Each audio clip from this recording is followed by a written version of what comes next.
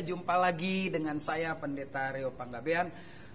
Kita ketemu di hari Kamis pagi yang luar biasa ini, yang biasa kita sebut Give Menyapa. Dan saya percaya saudara sudah menunggu setiap minggunya di hari Kamis, karena begitu banyak para hamba-hamba Tuhan yang memberikan kepada kita nasihat atau mengingatkan kita tentang bagian firman Tuhan.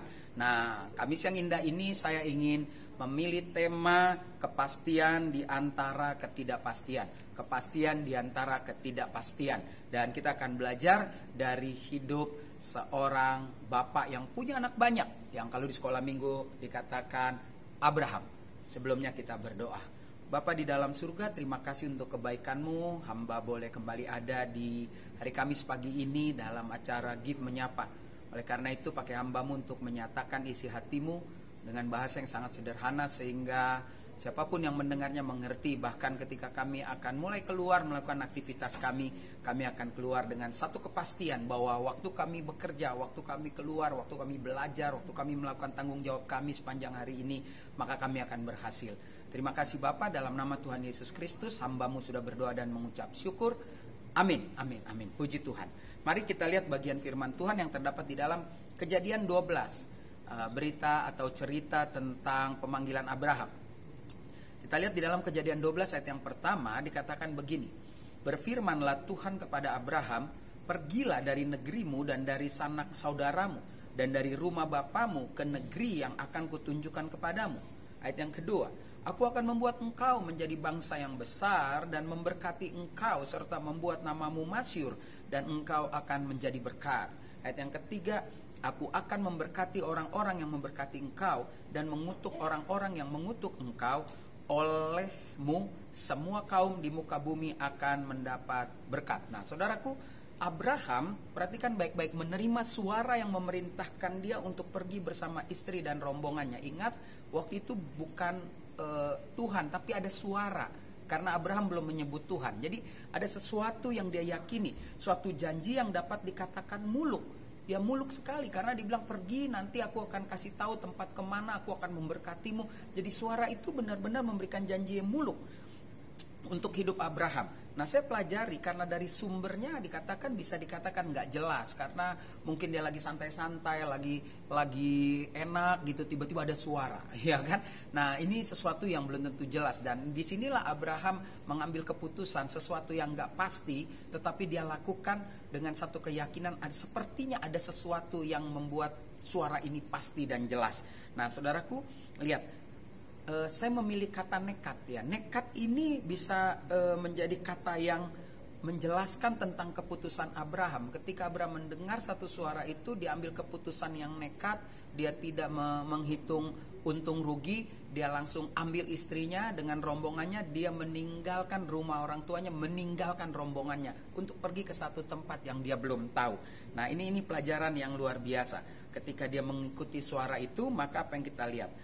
Abraham begitu meyakini suara itu, bahwa suara itu benar-benar suara yang berasal dari Tuhan.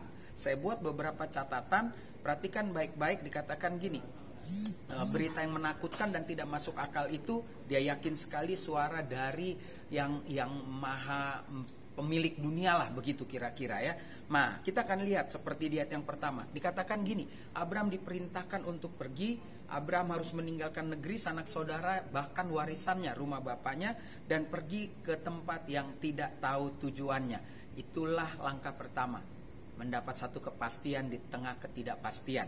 Yang kedua, mari kita perhatikan janji dari suara yang Abraham dengar itu. Dikatakan suara itu menjanjikan bahwa keturunannya menjadi bangsa yang besar ya, di ayat yang kedua. Lalu dikatakan suara itu mengatakan dia akan memberkati, akan membuat masyhur, bahkan Abraham akan jadi berkat. Lalu yang ketiga, suara itu berkata bukan saja Abraham menjadi berkat, tetapi menjadi juga sumber berkat ya. Dikatakan menjadi sumber berkat, tapi juga menjadi sumber kutuk, karena dikatakan diberkatilah orang yang memberkatimu dan terkutuklah orang yang mengutukmu. Nah, ini menarik sekali saudara. Mari kita lihat lagi urutan-urutannya, kepastian di tengah ketidakpastian yang dilakukan Abraham ya. Saudara lihat lagi di bagian lain. Mengapa sesuatu yang tidak pasti menjadi pasti dalam hidup Abraham? Ada 3 bagian yang saya catat di sini. Yang pertama, karena Abraham menyediakan ruang untuk mendengar suara tersebut. banyak orang tidak membuka ruang untuk mendengar suara.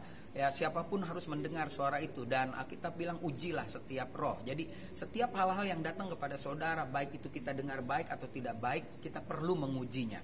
Lalu yang kedua, karena Abraham memberi kesempatan kepada dirinya untuk mengikuti suara. Jadi kepastian atau keberhasilan di tengah yang tidak pasti ini dimulai ketika Abraham menyediakan ruang untuk mendengar. Kedua, dikatakan Abraham memberikan kesempatan bagi dirinya untuk mengikuti suara itu. Lalu yang ketiga saya pelajari karena Abraham mengerjakan semua tanggung jawab yang diperintahkan. Jadi dia memberi ruang, dia menyediakan ruang untuk mendengar, lalu dia beri kesempatan kepada dirinya waktu dia mendengar untuk melakukan tanggung jawabnya, karena dia begitu yakin sekali bahwa suara ini nggak salah gitu loh saudara. Nah, bagian berikutnya yang saya mau kita belajar, apa bukti kepastian yang Abraham terima. Nah, ada 3 kepastian yang Abraham terima. Yang pertama, Abraham dipelihara oleh suara yang dia yakini adalah Tuhan pencipta alam semesta. Ya, dipelihara dalam perjalanannya. Kita bisa lihat di ayat yang kedua.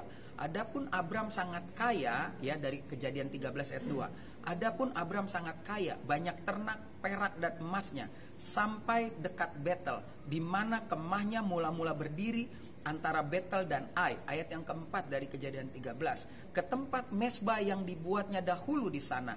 Disitulah Abraham memanggil nama Tuhan. Jadi setelah di pasal 13, dia baru berani memanggil suara itu dengan kata Tuhan. Ya, nah, ini menarik sekali. Ayat yang kelima dikatakan dari Kejadian 13, juga Lot yang ikut bersama-sama dengan Abraham mempunyai domba dan lembu dan kemah.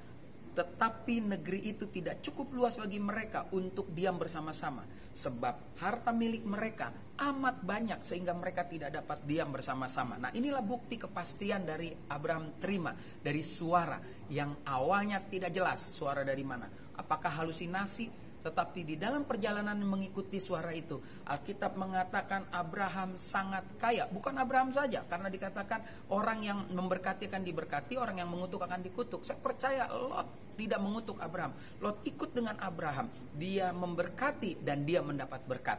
Ini luar biasa sekali. Nah, yang kedua, apa bukti kepastian yang Abraham terima? Perhatikan baik-baik. Yang kedua, terjadi penepatan janji dari suara yang menjanjikan itu. Ya, suara itu baru dikatakan Abraham Tuhan pada Kejadian 13 ayat 4. Jadi sebelumnya itu suara seperti halusinasi atau suara atau mungkin tekanan hidup dan lain sebagainya. Tetapi yang kedua, ada bukti kepastian yang diterima, ada penepatan janji.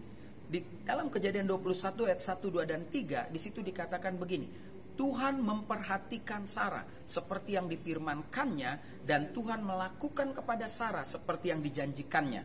Ayat yang kedua dari Kejadian 21, maka mengandunglah Sarah, lalu ia melahirkan seorang anak laki-laki bagi Abraham dalam masa tuanya, pada waktu yang telah ditetapkan sesuai dengan firman Tuhan kepadanya.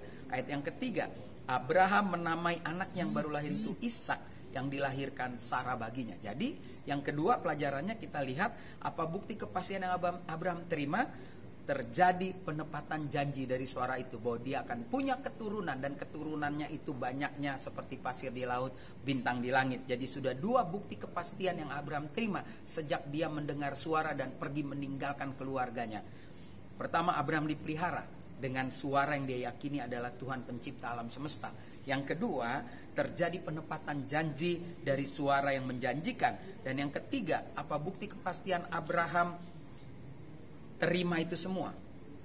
Abraham tiba dan menetap di tujuan yang dijanjikan. Ayat yang ketiga, bagian yang ketiga. Jadi ada 3 prinsip, 3 pembuktian kepastian Abraham menerima janji dari suara itu. Perhatikan di Kejadian 13 ayat 12, 13, 14 dan 15 dikatakan begini.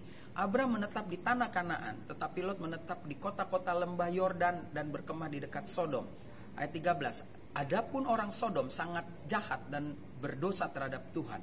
Ayat 14. Setelah Lot berpisah daripada Abraham, berfirmanlah Tuhan kepada Abraham, pandanglah sekelilingmu dan lihatlah dari tempat engkau berdiri itu ke timur, ke barat, utara dan selatan. Ayat 15. Sebab seluruh negeri yang kau lihat itu akan kuberikan kepadamu dan kepada keturunanmu untuk selama-lamanya. Lihat, perhatikan baik-baik saudara, apa bukti kepastian yang Abraham terima. Abraham tiba dan menetap di tujuan yang dijanjikan. Ternyata tujuannya adalah tanah Kanaan. Dan kalau kita perhatikan peristiwa sejarah ini, maka pada akhirnya nanti keturunannya Abraham, Ishak, Yakub, lalu terus sampai pembuangan, sampai mereka merantau ke Mesir, toh mereka kembalinya juga ke tanah yang dijanjikan, yaitu tanah Kanaan. Hingga saat ini bangsa Israel juga tinggal di tanah Kanaan. Nah, saudaraku, kita sudah belajar dengan luar biasa sekali. Pelajaran dari kepastian di antara ketidakpastian melalui hidup Abraham, kita dapati ada 4 bagian yang luar biasa. Bisa dicatat, dengar baik-baik. Yang pertama, kalau kita mau seperti Abraham, kita mau melangkah pasti ke depan, walaupun kita tahu belum pasti. Karena kita nggak tahu besok ini hujan atau tidak, atau kita nggak tahu apakah kita besok masih ada di dunia. Tetapi marilah kita dengan pasti melangkah. Ketika dunia mengatakan tidak pasti, tetapi kita terus pasti melangkah. Yang pertama, buka hati untuk mendengar dan menerima pesan Tuhan.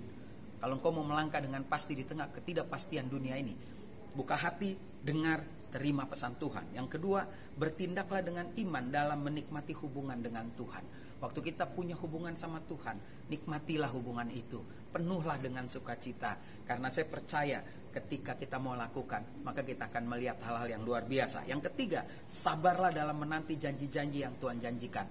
Di tengah ketidakpastian dunia ini, engkau punya kepastian ketika engkau mau sabar untuk menerima janji-janji Tuhan. Dan yang terakhir, yang keempat, yakin dan percaya bahwa Tuhan tidak akan mengecewakan anak-anaknya.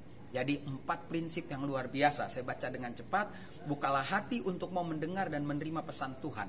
Yang kedua, bertindaklah dengan iman dalam menikmati hubungan dengan Tuhan. Yang ketiga, sabarlah dalam menanti janji-janji yang Tuhan janjikan.